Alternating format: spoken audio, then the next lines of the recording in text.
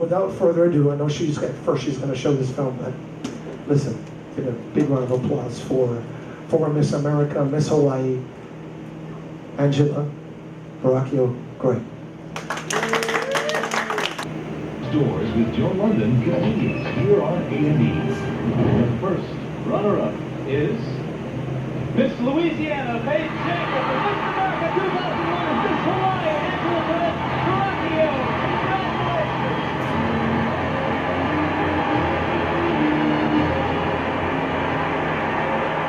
Before a nationwide audience of millions, 24-year-old Angela Perez Baracchio has just been crowned the new Miss America. For the next 48 hours, we'll go behind closed doors as the former Miss Hawaii is transformed into an American icon. Whatever the rest of her year is like, Angela, who likes to be called Angie, has already made history. She's the first Asian American to wear Miss America's crown. She has joined a small sisterhood. Only 73 other women have ever held this prestigious title. In addition to the crown, elementary school teacher Angie Perez Baracchio has just won $50,000 to help further her education. The graduate school will have to wait. For the next 12 months, she's got a non-stop full-time job. From this moment on, every move Angie makes is planned. Every minute of her time is scheduled by the executives of the Miss America organization. For an entire year, they'll constantly be at her side.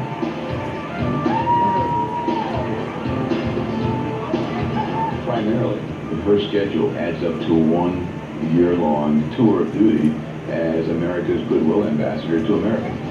Her first appearance, a secluded area backstage at the Atlantic City Convention Center known as the Winner's Circle, where she faces the press for the first time. Thank you. I love you guys. Everybody, I am so in shock right now. The Miss America organization gave us permission to go behind closed doors for 2 days and nights to show you everything you don't usually see. How hard are you in the days? I think that this is a dream. I've been visualizing this in my head, but I didn't realize. I never thought it would ever happen. You don't understand what's going through my mind right now. I feel like I'm going to wake up pretty soon.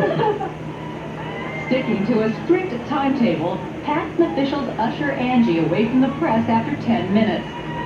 She is taken backstage to an empty function room, where behind closed doors, she meets privately with her parents for the first time as Miss America. Angie's parents, Claudio and Rigolet Perez Baracchio, immigrated to the U.S. from the Philippines in the 1970s.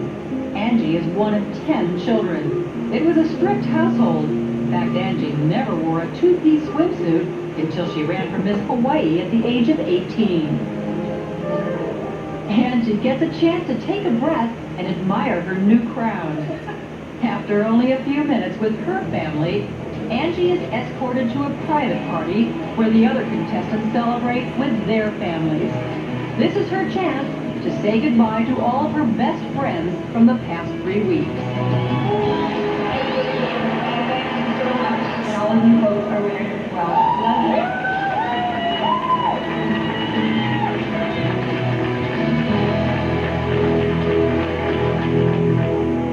you. 2 minutes later, she is off stage, through a connecting corridor, then on a long walk to the hotel next door. All right, Miss America. I want to know what hurts more right now. Your facial muscles from smiling or your feet? My feet. I'm always smiling. 11:45 p.m. Time for party number 2. Once she gets there, Angie's first order of business, the official portrait. As the Miss America pageant has evolved over the years, so have the technologies that bring it to us. Angie's pictures are taken with a digital camera so they can be instantly distributed over the internet. Meanwhile, porters have removed the luggage from the modest hotel room Angie shared with Miss Missouri and delivered it to Caesar's Palace's majestic presidential suite. Very nice. Outside, Angie's family and friends line up to await her arrival.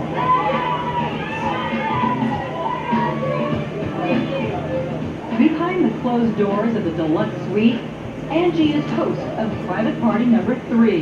This one for friends and family.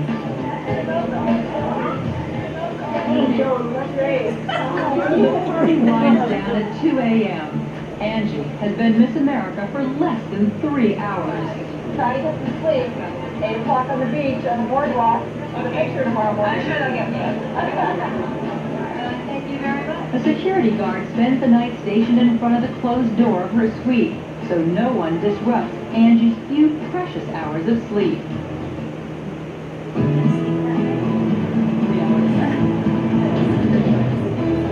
Angie, whatever here, we're going to go outside. 8 a.m. the next morning, Angie's up and on her way to her next assignment. It's become a yearly tradition. This photo shoot is the first official morning activity for every newly crowned Miss America. And this image will appear in newspapers around the world.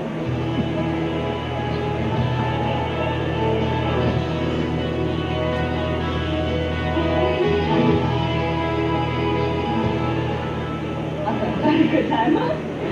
Freezing. I think I'm in shock right now.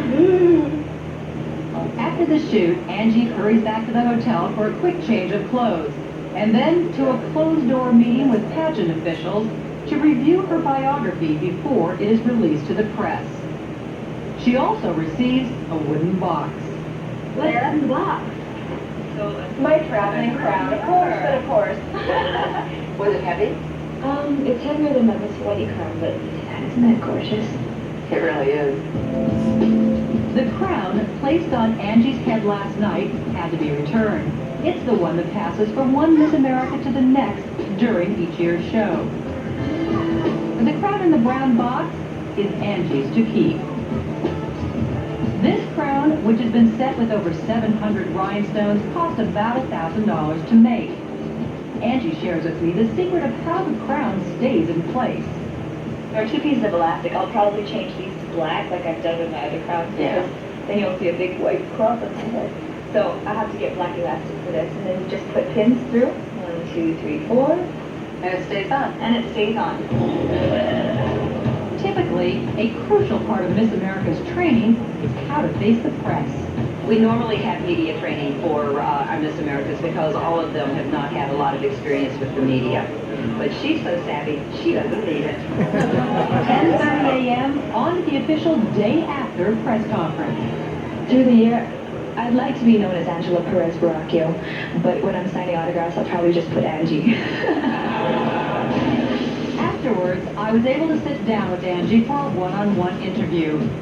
I found her to be an incredibly calm and self-confident young woman, especially when you consider the whirlwind raging all around her. What about the moment when the 5 of you are there and it gets down to just the 2 of you? Shot!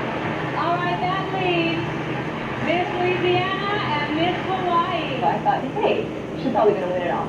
I'm standing there, and I looked at her, and I hugged her, and I'm like, girl, we're here. Can you believe it? It's just the 2 of us in the nation. She couldn't even speak. I said, how are you doing? She's like, I'm in shock. And when they called her as first runner-up, I was in shock. Did you hear there's a billboard going up in Hawaii now that says, welcome to the home of Miss America? I cannot believe it. I don't think it's really hit me, the repercussions of, and the implications of having this title. And then, of course, there's keeping your head on your shoulders. Right. And I think my parents and my family will make sure that I don't have to worry about that. Somebody told me last night, don't let them change you, Angie. And I'm like, please, change them. From Atlantic City, Miss America always goes to New York, the first city out of 200 she will visit during her reign. She will be traveling an average of 20,000 miles every month, probably finding herself every other day in a new city. When she flies, it's always first class. And when her year is up, Angie will have a staggering 240,000 frequent flyer miles. And she doesn't travel alone. Her escort, Bonnie Sergani, the Miss America organization's official traveling companion. I have a picture of every Miss America that I've traveled with. 11 of them sleeping in the limo. Bonnie is part troubleshooter, part nursemaid, part mother hen. She will be responsible for Angie day and night for the next 12 months I'm not as tired as I thought I'd be, but I'm ready for my nap. Because if I don't get a nap, I get grouchy.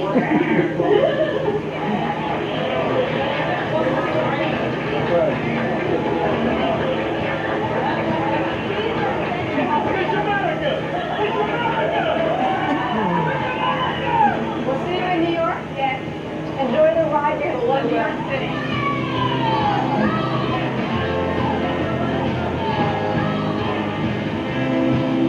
1:45 p.m. Carrying an exhausted Miss America, the white stretch limousine leaves Atlantic City with a police escort, bound for the Big Apple. Coming up, I go behind closed doors with the new Miss America as she takes Manhattan by storm. Behind Closed Doors will continue in a moment here on A&E. Behind Closed Doors with Joe London continues here on A&E. 4 p.m. Sunday, October 15th, now 17 hours after being crowned the new Miss America, the former Miss Hawaii, 24-year-old Angie Perez Baracchio, is napping inside a stretch limousine that's making its way toward New York. 4:15 p.m., Angie and her escort Bonnie arrive at the Intercontinental Hotel.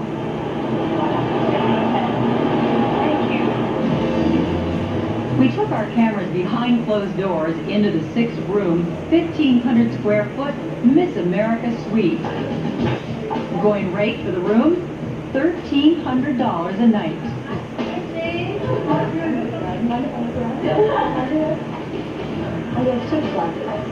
Very good. Was it just this room? No, keep going. Really? Too funny. How many bathrooms did you people need?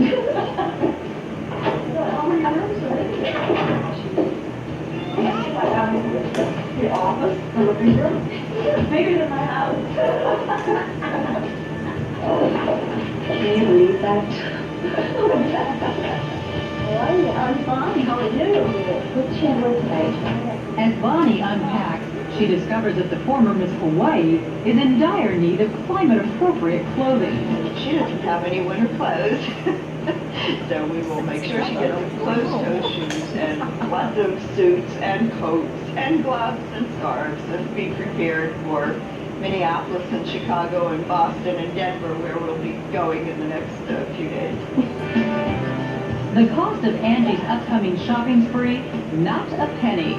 Designers provide Miss America with free clothing because the high-profile beauty queen literally becomes a walking billboard for their design. Angie's first night in the Big Apple is spent in her hotel. She eats a small dinner before heading off to bed.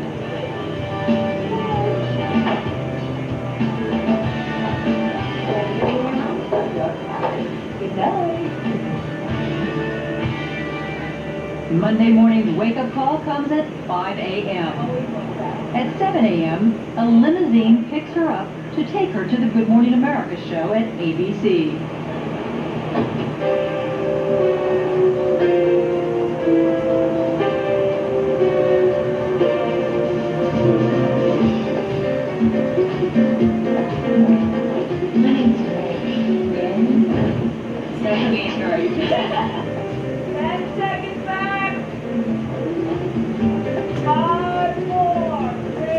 You have said that you thought that bathing suit competition was degrading before you got into this. Yes, there you were. Right. You were up there. I know. The bathing suit competition. Angela Perez Baracchio, Miss Hawaii.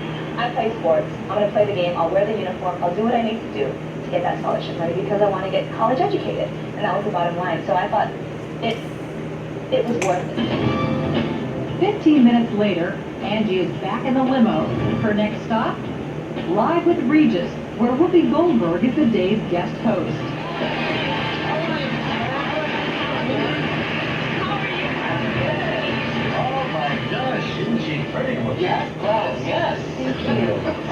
When she leaves the live studio 15 minutes later, Angie is stopped by autograph seekers. This is a new experience for her, but she doesn't get to savor it for long. She still has half a dozen more appearances to make before the end of the day, and it's only 9:40 a.m. Less than 45 minutes later, Angie is sitting down in another studio for yet another interview, this time for CNN. It is her third appearance in as many hours. I was just happy for anything. 12:50 p.m., back at the Intercontinental Hotel, Angie changes clothes and has a quick lunch meeting. One of my judges, can I have your next? Less than an hour later, it is time for another press conference, followed by 2 photo sessions and 10 one-on-one interviews with print, radio, and TV journalists. Angela Perez-Bracchio, Miss America 2000. Back at the hotel, Angie makes a quick change into evening clothes. There. After 14 interviews, 4 outfit changes, 6 photo sessions, and only a few hours sleep, it's time once again for Miss America to step in front of the cameras. This time at the Ed Sullivan Theater for The Late Show with David Letterman. The last stop in a very long day. This will do. Okay, I'm ready. Oh, Taiwan. Yep. Okay, right over here. All righty.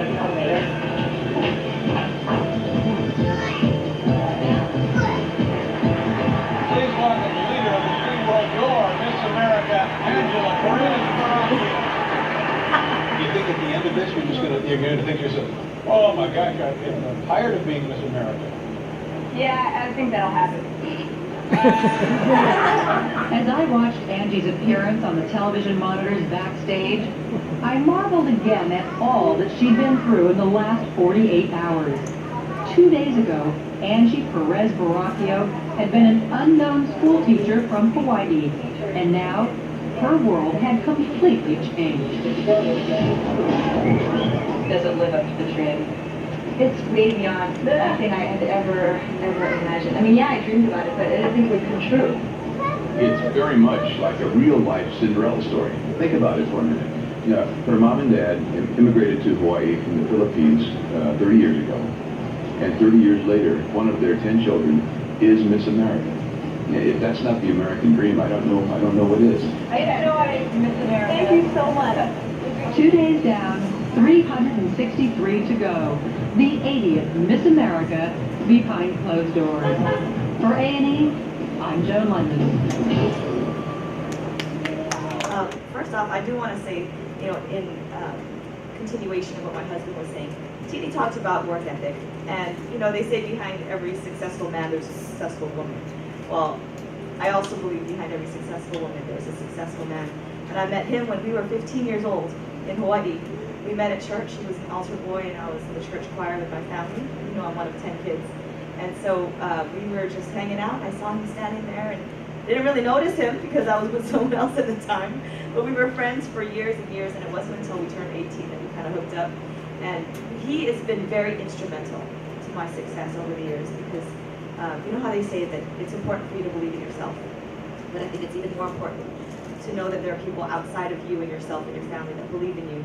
And so part of what I'm talking about today is what it takes to win. And what it takes to win is surrounding yourself, not only with the mind frame of a winner, but also with other people who have that kind of mindset and believe in you, sometimes more than you believe in yourself. So I personally want to say thank you to my husband. He has always been there. We actually are going on 11 years of marriage. He said we have 4 kids, but we've been together since we were 18 officially. We knew each other since we were 15. So we literally grew up together, and everything that he does and everything that I do, we are one. We're married, so we're one, but more importantly, we're a great team. And we work well together. So one thing I want to share with you to start this off is, it's a quote. And it says, winning to me is getting what you want. Not what your father and mother wanted for you. Not what you think you can realistically get in this world, but what you want. Your wish, your fantasy, your dream. You're a winner when you have a life that you love, so that you wake up every morning excited about the day ahead and delighted to be doing what you're doing, even if you're sometimes a little nervous and scared. So before we get going, I want to ask you, do you know what you want and what makes you happy? Because a winner is not just winning a pageant or winning a game or winning a sport title.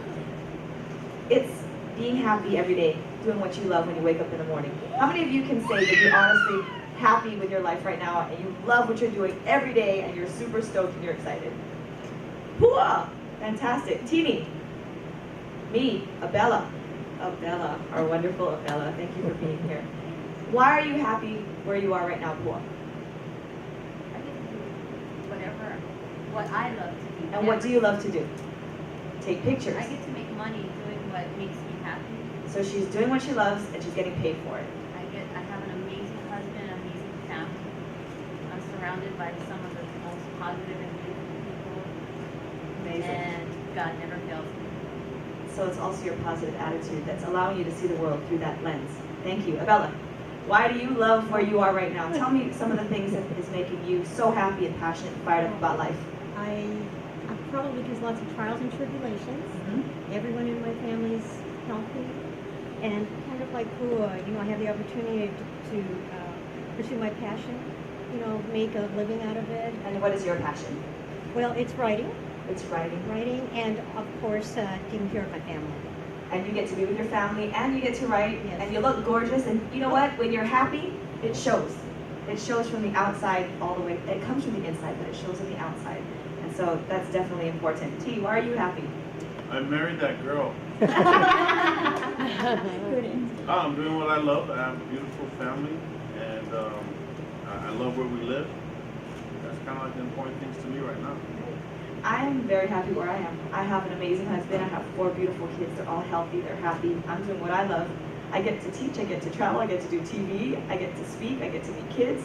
My kids just finished their 3-week-long summer school session at a gifted student academy at UCI. That's a college.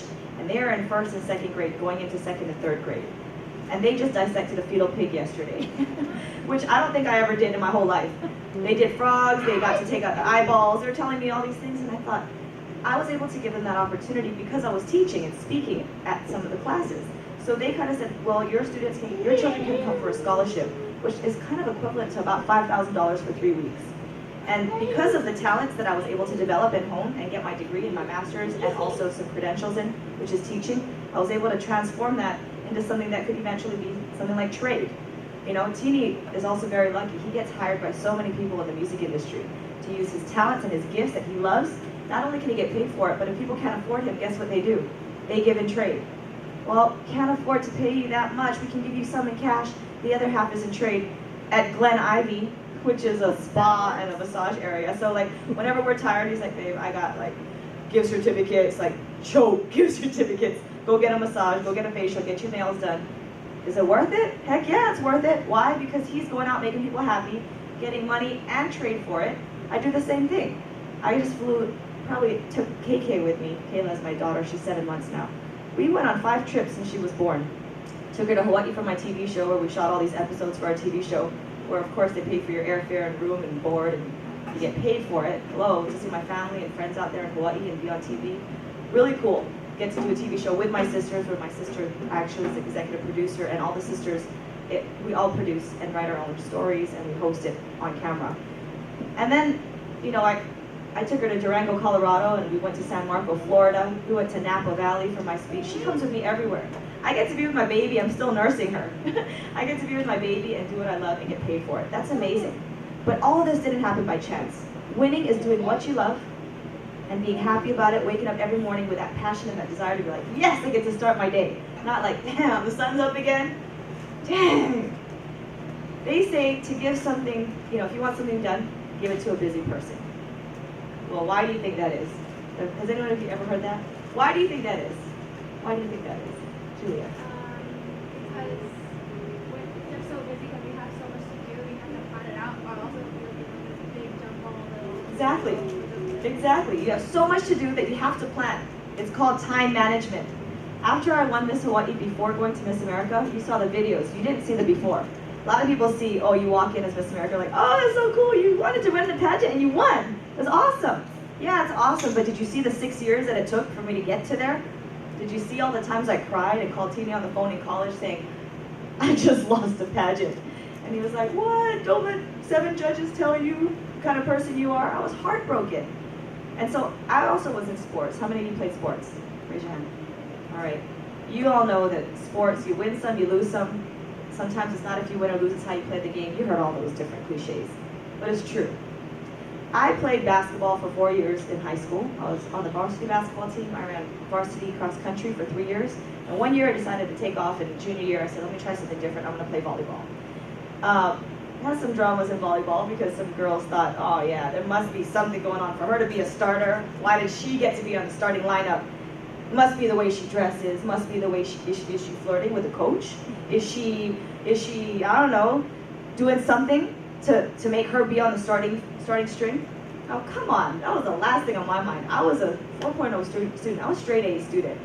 But at the same time, I knew that I wanted to excel on the court and off the court, wherever it was, because life is like sports, and sports is like life. If you can win on the court, then you have all the tools that you need to win in life. My coach was a female basketball player. She was a Wahine basketball player for the UH Wahine, and she was unbelievable. She was very feminine, and yet she was the meanest athlete that you ever saw. And she had heart, she taught us discipline, and she taught us if there's one thing you learned from me in playing for me, is that life is like basketball.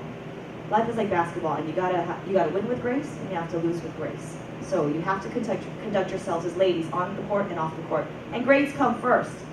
So I had some drama, like I said, in volleyball, but I didn't let that bother me. I just, again, looked at everything. I stayed focused on my goal, kept my eyes on the prize, and nothing on the side distracted me or bothered me because I knew what I wanted. If you want to win, you need to be driven, you need to be ambitious, you have to know what you want, and then you have to know how to get it. And how do you get it? It's by making a plan. When I won Miss Hawaii, one of the things that I won was a package. It was an 8-hour seminar, 2-day seminar, called What Matters Most from Stephen R. Covey. What matters most? And our first activity was to imagine where your life would be, where you would be when you're 80 years old. So I want you folks to do that right now. This is our first activity. I want you to close your eyes. And some of you are a long ways from 80. And some of us are not so far from 80. If you're close to 80, think about where you want to be when you're 90. Okay? So close your eyes and think about it, because this is a really important exercise. A lot of kids and young people don't think about where they want to be. What's it look like?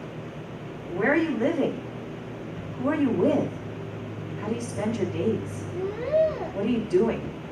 What are you wearing? How are you feeling? Are you still alive?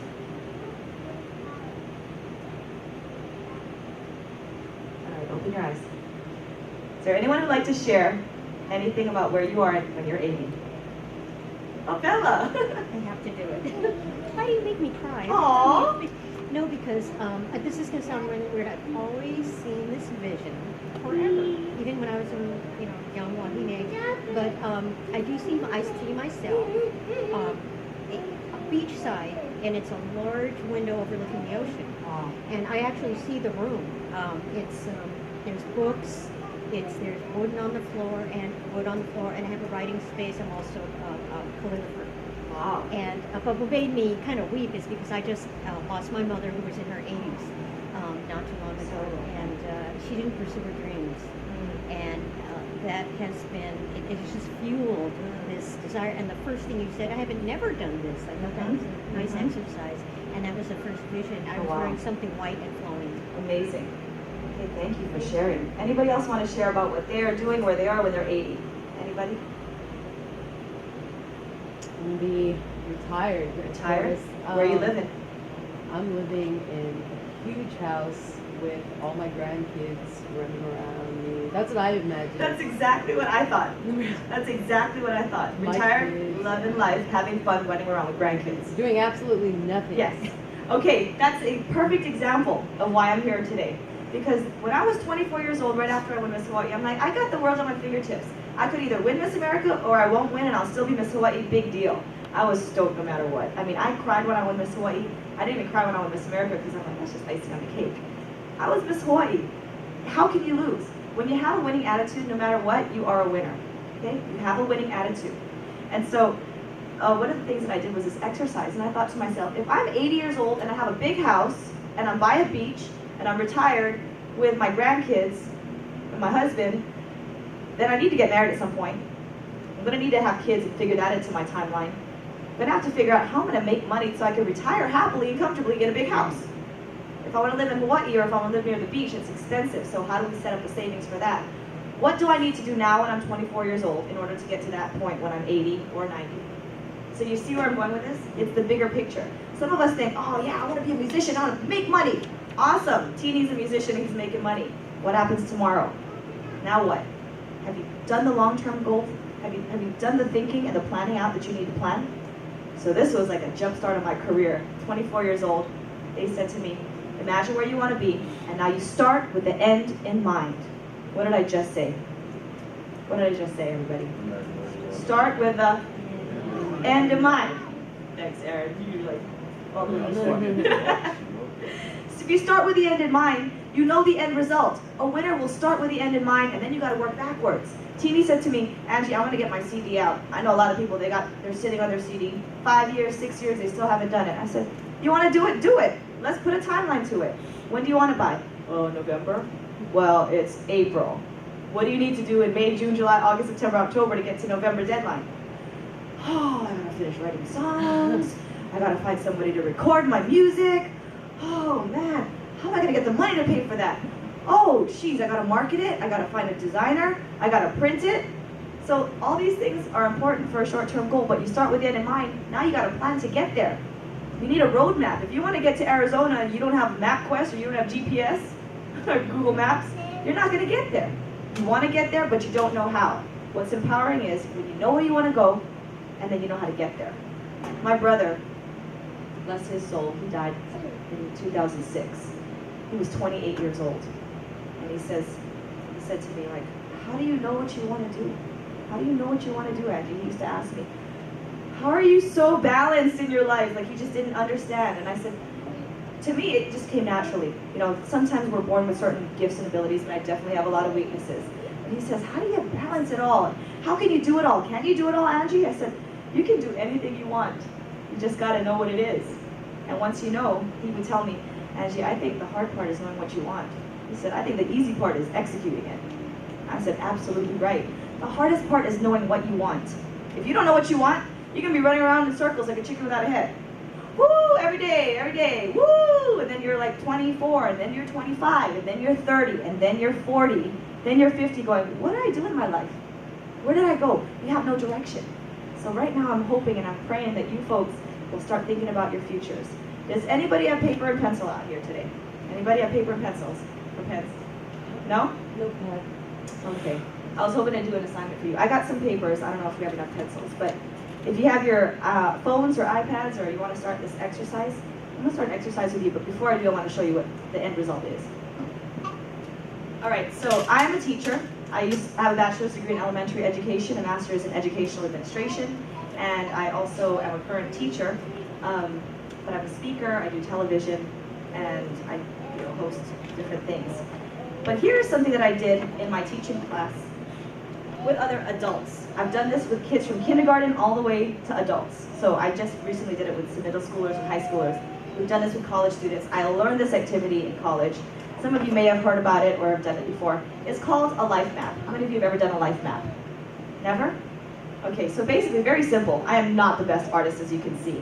But everybody had to, basically, it's a timeline of your life. And this was done back in 2008. So if you see where I started and where I end, I ended when I was teaching first grade. That was in 2008. It is now 2013. So a lot, let me tell you, has happened in 5 years. And guess what? For me to continue this life map and see where I'm going to be when I'm 80, it's going to be a lot longer. But if I want it to be filled with experiences that make me happy and that make me excited about life and living, then I'm going to have to bring all these strengths and all these things that I love into my life so that I have a happy life. So let me kind of go over this with you. And I would hope that if we don't have time today, that you would do something like this at home. So I'm going to do some different exercises leading up to this, which is this finished product. And that is for you to know where you're coming from, because you don't know where you're going if you don't know where you've come from. And you don't know where you've been. That's where it takes you to the present, and it also will carry you into the future. So you see, when I won Miss America, like that was like my be-all, end-all. You know, one of the first 3 things they asked me was, do your short-term goals and your long-term goals. My short-term goals. Okay, well, I gotta practice for interview, I gotta work out today for swimsuit, I gotta make sure I practice my talent, I gotta meet with all these people. I had to do so many things. I had like 20 things on my list every day, and I was boom, boom, boom, checking them all off every single day. Focus, focus, focus. Like laser focus. I didn't let anybody hold me back. I'm like, oh no. The difference between you and the person who is not going to win is your will to succeed and your will to win. So if you don't want it bad enough, you're not going to get it. Guaranteed. That's easy right there. You don't want it, you're not here right now, you're not here today. You guys got a leg up among all the competition because you're here. You had so many obstacles to keep you in bed today. You could have been sleeping, watching your favorite movie, being with your friends, hanging out, going to the movies, going to the beach. It's a beautiful day. But you came here. It says something about you and your character and your integrity. Okay? So let me go back to this timeline. Here I was born. I just have a picture and a date. These are the spikes or maybe the highlights in my life. At this time in 2008, this is what I thought were the most important things that happened to me that kind of colored my life and the decisions where I made to come to where I am today. So it's funny, when I was 5 years old, I went to Disneyland for the first time. Can't draw Mickey Mouse. Went to Disneyland for the first time, and for some reason, that was a huge impact. That made a huge impact on me. And guess where we moved in 2006? To Anaheim. Why? Because Disneyland's right there. And guess what kind of guy I married? A guy who loved to draw things from Disney and who loved Disneyland as well. So we were kind of Disney freaks in college. We'd give each other like gifts from Disney all the time, like that was our thing. But that was a huge impact on me, okay? And the next thing I put was my Catholic school education. I went to Maryknoll Grade School from K through 6, got my first communion. That was a big deal for me because my faith is important. I went to Holy Family at 7th and 8th grade in Hawaii. Joined the varsity basketball team. I told you I ran cross country and played volleyball. And then I went to UH. All my brothers and sisters went to private schools. You know, they all went to, my sister went to Loyola Marymount, my brother went to Dominican College, Catholic private universities. Number 3, Lucy, she was a valedictorian and went to Notre Dame University. My brother John went to Portland, also another Catholic college, Portland U. My sisters went to Seattle U, my sister Rose went to Gonzaga, and then it came to Angie, number 8. And I said, Ma, you don't have the money to send me to college, I know that. I'm gonna figure out a way to do it on my own. I'll just go to a community college. No, you're not going to a community college. You're gonna go to an actual university. I said, well, don't send me away because I don't want to deal with all this debt when I'm older. Because all my sisters and brothers were like, no, I'm gonna pay all this money back in college scholarships and debt. So I said to myself, I'm gonna be independent from my parents. I'm gonna pay my own tuition. I'll figure it out. So she sent me to UH, and I said, you know what? I loved it at UH. I just absolutely loved it. It was just the most phenomenal experience. 22,000 students. People from all over the world. I used to work at the sports events arena. I met athletes from all over the world and just all my friends. You know, I dormed for 1 semester, but that was all I needed. Everything else, I spread out my schooling so that I could learn as much as I could and, you know, also probably graduate the same year as my husband because he was in the 5-year program in architecture. But loved my college years. I just ate it all up. And I started to find out what my major is. And I love teaching, so I thought I'm going to start to major in elementary ed. I love kids. Focused super hard on that. And when I was 19 and 20 years old, I started running in pageants. And it was funny because I had just moved out of the house, I had no money, and I'm like, you know what, this guy had approached me at the farm fair. I was 18 years old, and he said, you should run in a pageant. And I thought, oh, I'm not into pageants. I'm in school and sports. Like, I don't do pageants. I never modeled before, no. So he did this consulting thing with me, and he's like, you know what, I'm running a pageant. It's no fee to enter. It's a scholarship pageant. If you win, you get like $400. If you're first runner-up, you know, second runner-up, you get, you know, $300. First runner-up, I'm sorry, the winner gets $400. This is something small. It's called Miss Asian Universal. So what the heck? And I was actually kind of nervous because I said, what are the phases of competition? And one of them was the swimsuit competition. And I said to my sister, I said, I would love to do a pageant, but I'm so afraid of getting in front of people and having them scrutinize me because I don't think I have the best body and I'm so embarrassed and that's just weird to get in front of people in heels and a swimsuit. I was so like disgusted by the whole thing. I'm like, why? Why would people do that? And she was like, well, then don't do it. And I'm like, but it sounds like a good idea. She says, Angie, listen. It's my oldest sister, my number 10. No, I'm one of 10. She's number 1. She said to me, Angie, if you can see yourself when you're 40, looking back on this moment right now, and you saying, I'm not going to do it, and deciding that you will not do it, then say no. But if you're going to be 40 years old and regret this moment right now, then do it. I said, you know what, that's really a good way of looking at it. And I thought, I would regret it. If I'm 40 and I'm like, well, I had this opportunity to run a pageant because you're scared, you can do it, you're not going to do it because you're scared, is that my only excuse? So I'm like, all right, I'll do it. So I competed and I was second runner-up and I won like $200. for scholarships and paid for my books that year. It was all good. I said, hey, this is cool. I wonder if there's anything else coming up. Same pageant director says, hey, I'm starting my first preliminary for Miss Hawaii. Do you want to join? I said, how much is it to enter? Free. And we do workshops like this every week. We're going to teach you how to walk. We're going to teach you how to talk, how to interview. You just got to be committed and come every week. You don't have to pay anything. You just come and show up.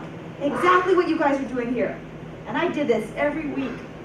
Every week I went to those practices and rehearsals, and I loved it. I just put in that time and I just soaked everything up like a sponge, learning, learning, learning. So I competed in the pageant, and I ended up winning. He was giving away 3 titles. And I just thought, I'm gonna do it for fun, just to get more money. I was like, hey, I could do this.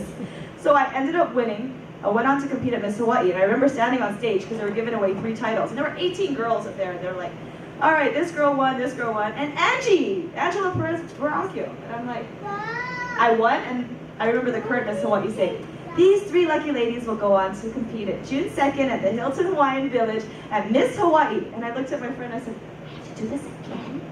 Because it was a preliminary to the state finals, which is actually a preliminary to Miss America. So if you win your prelim, it's kind of like sports. You got to go on to the next level. You win states and you go nationals. Miss America is like the Super Bowl of pageants worldwide. You know, it's been around since 1921. That's like, what I said to him was, you're doing a Miss Hawaii preliminary? You mean like the There She Is Miss America pageant? And he said, that's the one. I go, whew, just to be a part of the system. I didn't care if I won, I just wanted to be a part of it. And I just remember being in such awe. I would research every Miss America from the past. Research. I ended up winning that title, and I was top 10 out of 18 girls, but I was only 18 years old. So I ran again the second year, and I was a veteran thinking, okay, I can do better. I didn't even place because my first year I was like, I was everybody's puppet. I said, do what you want with me. Do my hair, do my makeup, tell me what to wear, tell me how to walk, tell me what to do. The next year I was like, I'm gonna do this my way. And so I didn't win because I didn't know what I was doing. But I took a 4-year break before I ever returned. And the only reason I went back was because of my students, but I'm gonna get to that too. After that first pageant, I was approached by a couple people to not only take photos, to do like these hula pictures, kind of like Kim Taylor Reese type of photos, in my hula gown, my holoku. So I did all these pictures when I was 18 years old. I have them framed in koa frames in my house, which is amazing. I got to do modeling like I always wanted to do, and just kind of get a taste for it. And then another guy approached me to be the host of a TV show called Hit TV, which is like a local MTV. I was 19 years old, I'm interviewing Gwen Stefani backstage with Michael Jackson. I was like, what? I got to interview people like Hall & Oates and Dishwalla, all these people that came to the big mele in Hawaii. Backstage at all these things, I was like Angie from Hit TV. People always were like, hey, you Angie from Hit TV? I'm like, yeah, you know, we're on Olelo, public access TV, but that meant I was on every day for like 7 days a week, several times a day, so people saw me and I had like exposure.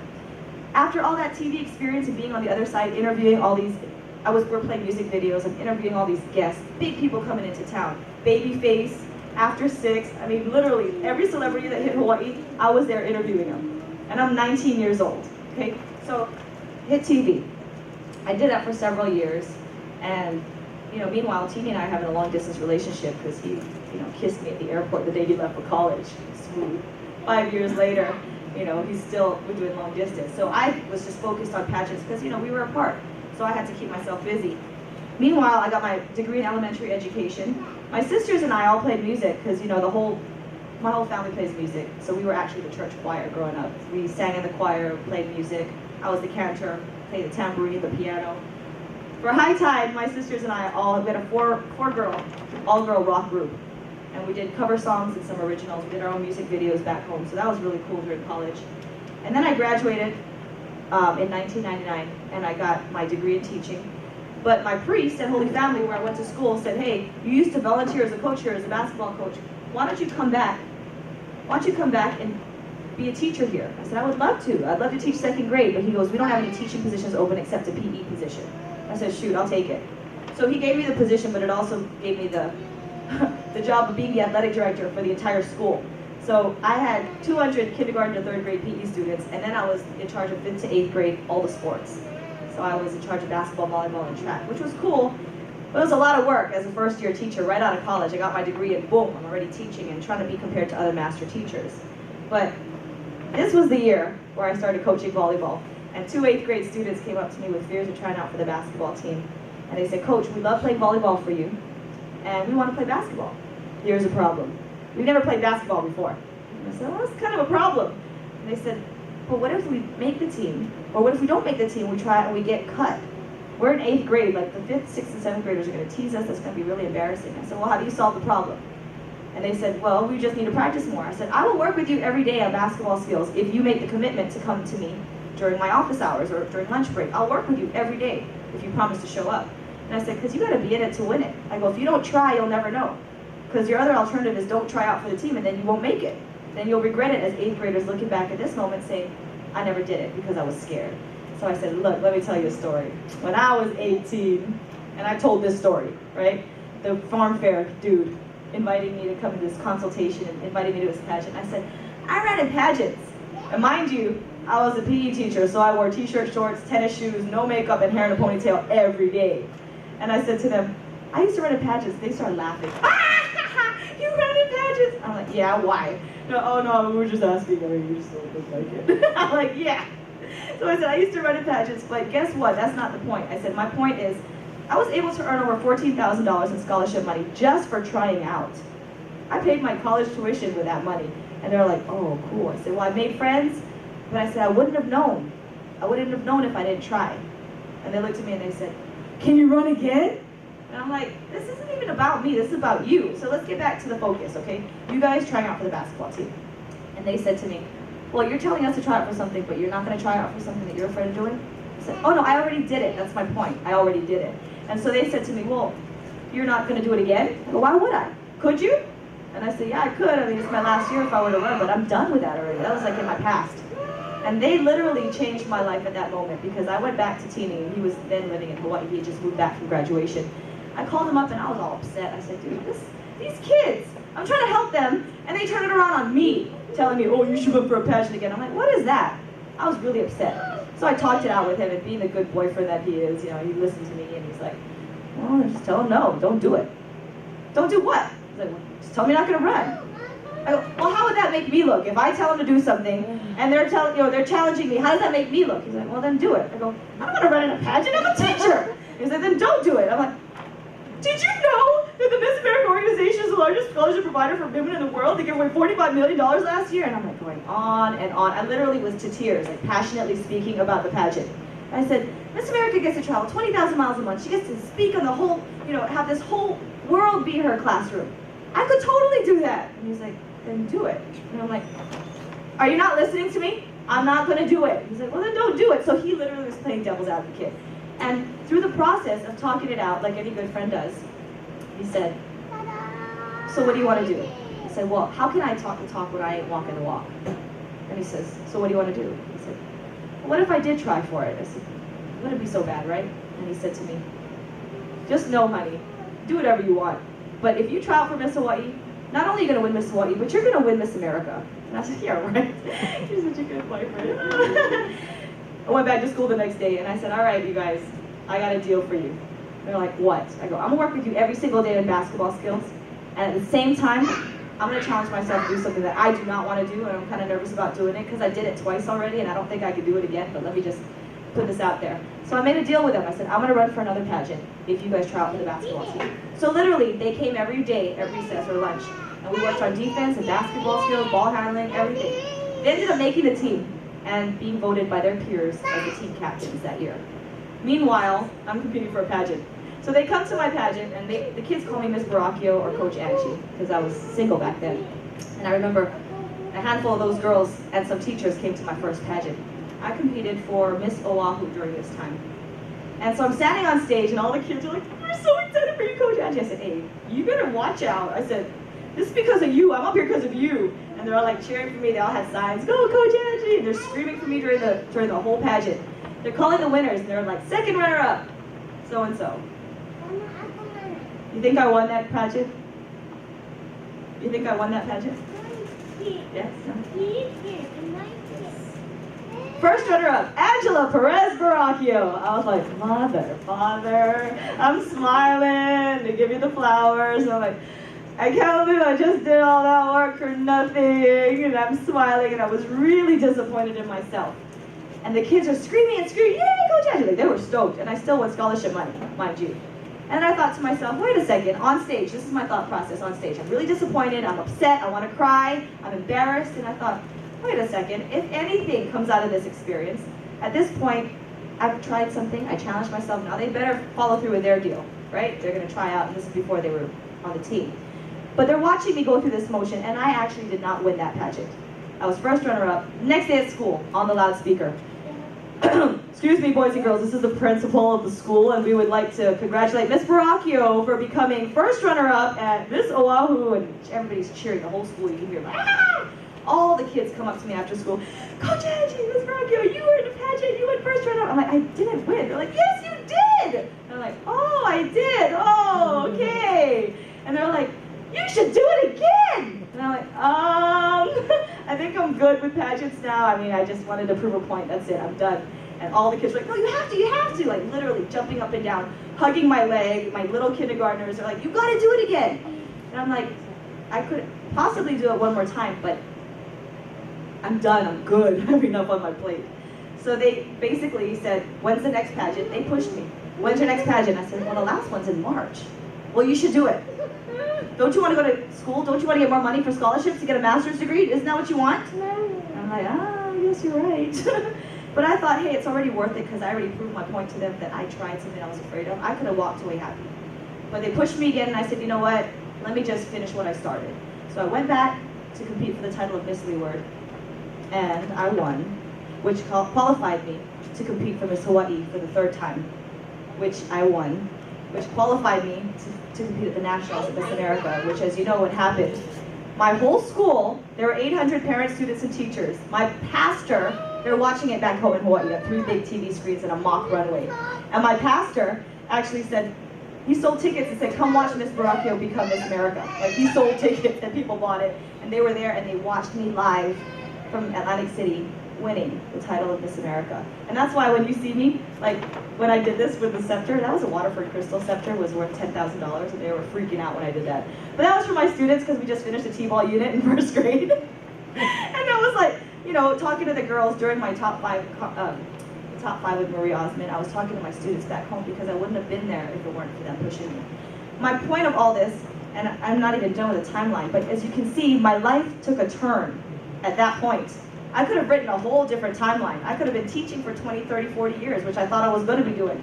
I went to school for elementary ed, and I thought, if I were to write my life map back then and I didn't win, and I didn't get that What Matters Most seminar after winning Miss Hawaii and preparing for Miss America, this timeline could have been completely different.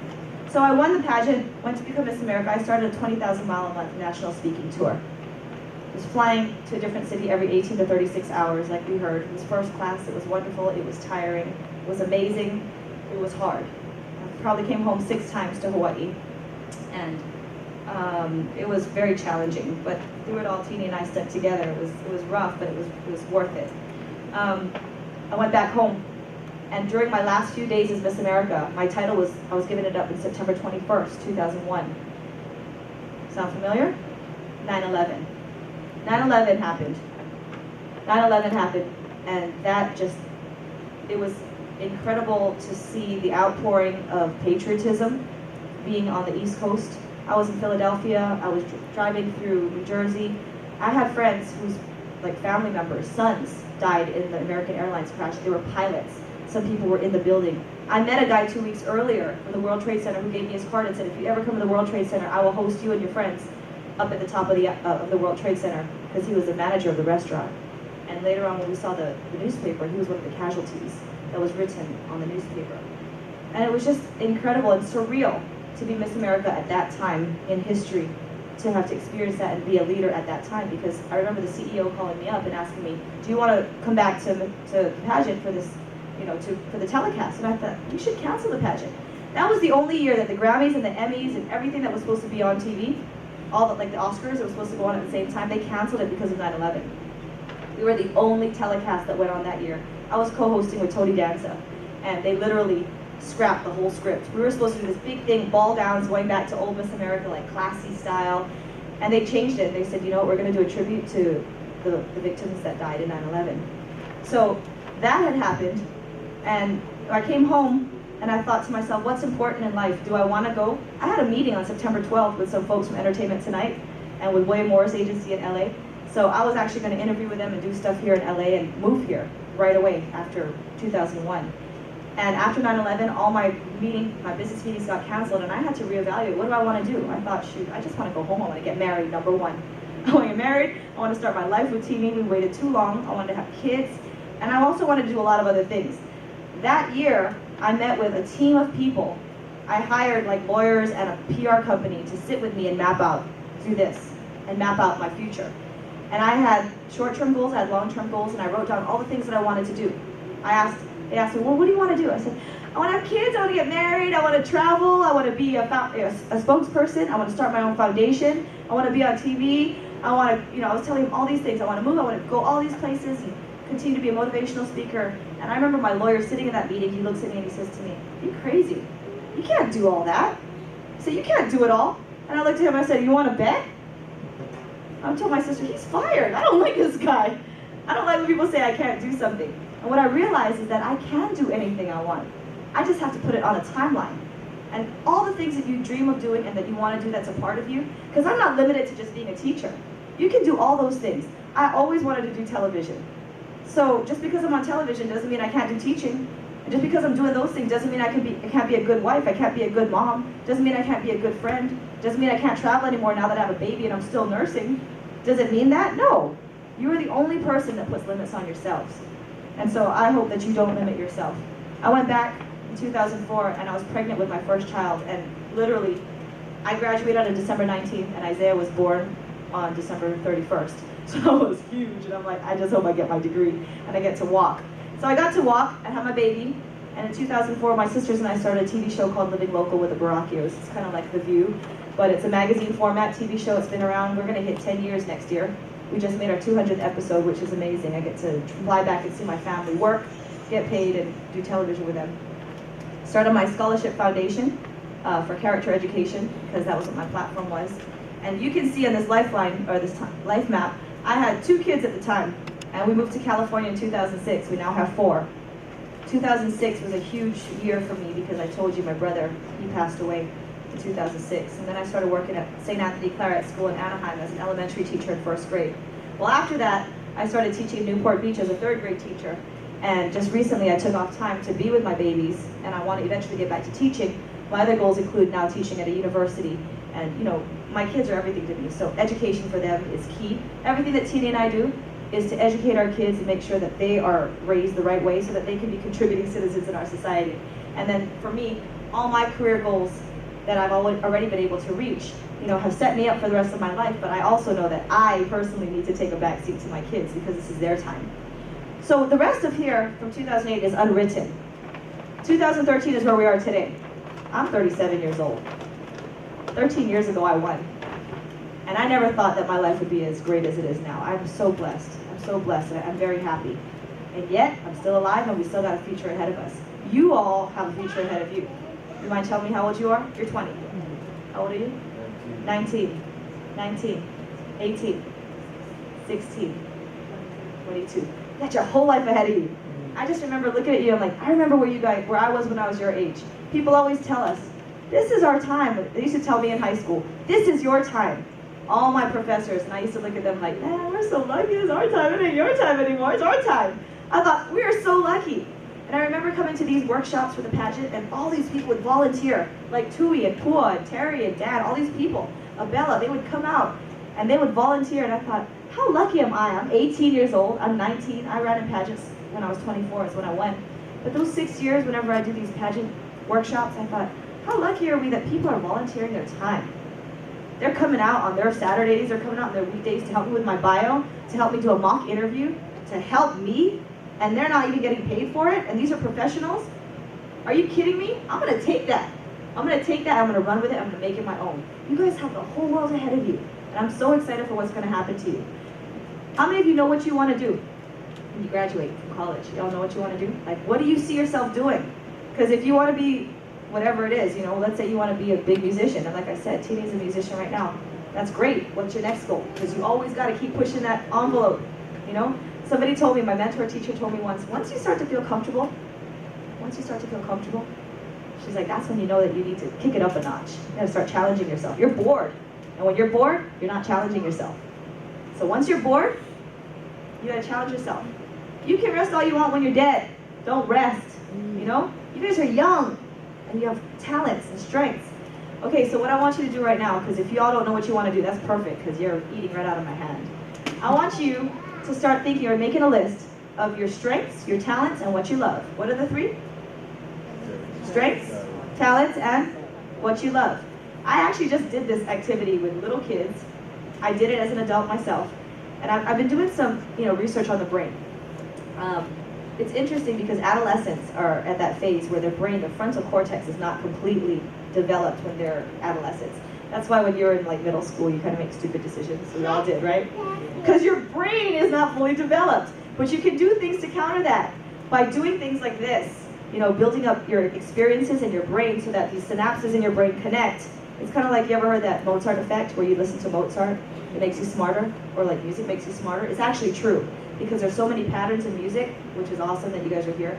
It connects the synapses in your brain, and it helps you be sharper and smarter, and it fills you with more experience. So, what you like, or what you love, your talents and your strengths. If you guys don't have a piece of paper, or you're not able to do it right now, maybe we could just talk it out. What would you rather do? Want to talk it out? All right, because here's the other thing about winning. You need a support team. And guess what? We're here. This is it right here. A support team is like at least 6 people, where you tell them, these people that you trust and that you love and that you know are going to support you in your dreams, they're going to actually help you get to where you want, and it speeds up the process. So when you have people like in these workshops, or your friends who you're working with right now, you tell them your goals and dreams and they will help you get to there. And it's not just like, oh yeah, one day I want to do this. It's like how I told Teeny, you want your CD out, get it out. What do you need to do? Boom, boom, boom. Get the timeline and start checking things off your list, because every step you take is progress. Everything you do is progress. Who would like to share what you love? What you love to do. And this is what I want you to do. Start thinking about when you were like 2, 3, 4 years old, as far back as you can remember. Because I was reading this article about Linda Ronstadt. And does anyone know who Linda Ronstadt is? She's a singer from the 70s. You may not know who she is, but she's a very popular singer, big voice. And her parents said, there was an interview on her, and they said, Linda, when she was 3 years old, she would sing, sing, sing all the time. That's all she could do, just singing from as long as she can remember, she was singing. And one day her dad said to her, honey, you're singing, but you're not singing the melody. Like, everything you're singing is not the melody, it's the harmony. And she looks at her dad and said, I know. She was born to sing, is what I'm saying. If you look back into your past, all the things that you like to do, you love to do, and what you're strong at, because what you're strong at may not necessarily be what you're good at. I mean, just because you're strong at it doesn't mean you actually love it, right? How many of you have strengths that you don't love? What are you good at that you don't love? Writing. Girl, I'm right there with you. I love to write, okay? I mean, I'm a good writer. And I love to write certain things, but there are some things I don't like to write. So I can't just say I love writing in general, but people will always ask me to help them, So that's a strength. This is a hint for you. Your strengths are something that you're really good at. Your talents are what you're really good at and you love. What you love, this all goes hand in hand together. Because when I was a kid, I used to love being by the beach. I can always remember, that's when I'm happiest. I'm by the water, I'm by the beach, so that helps with your decision-making process. That made me decide that I want to live on a coastal area. I either am in Hawaii or in California. I ain't going into the Midwest. I'm never living in Indiana. That's not me. I'm sorry, I need to be coastal. So I've always loved being by the water, okay? Something that you love to do. So my kid, Micah, loves to build. He loves to build. And then you also look at what your strengths are. He's so good at patterns.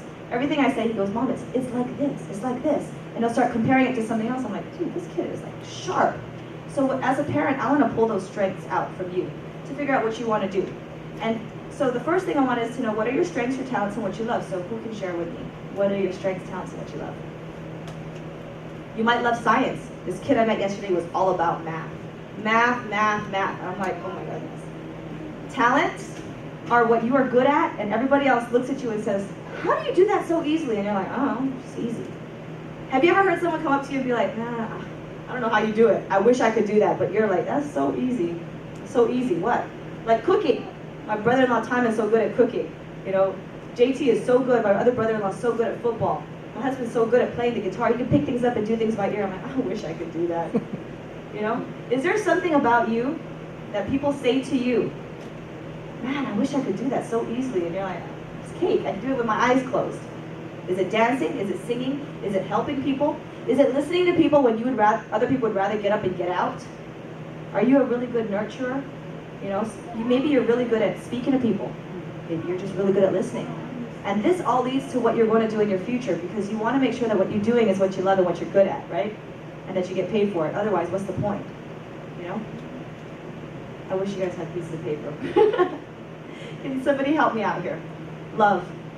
And then what we can do as a team is try to figure out what are some things that you could take that, you know, what kind of career you could do with that. Here's an example.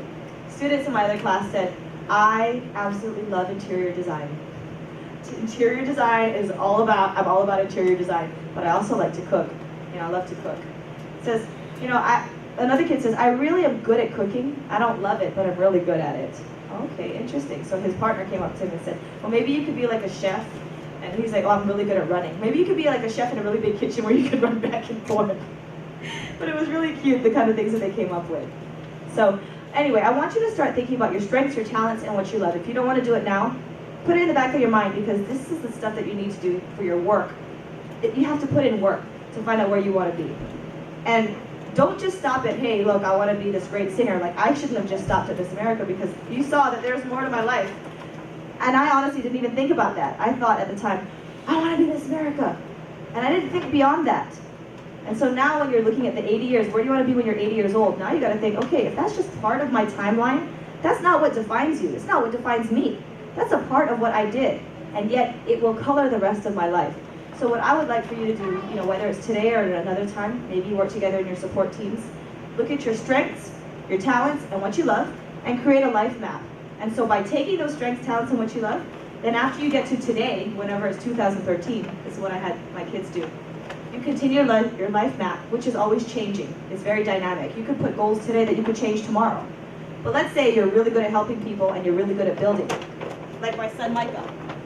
Micah says, Mom, I want to be a doctor and a builder. Can I do two things? I said, absolutely. Well, maybe you're a doctor, you know, earlier on in your life, maybe you're a builder later, or maybe you're a builder first, then a doctor. Put it in your timeline. But these are things that have already been nurtured. It's a seed that's been planted for a very long time. Okay? So do you kind of get where I'm going with this life map? Okay, before we kind of close up, I think we've got lunch coming up. But I do want to ask, are there any questions or just anything? Any comments?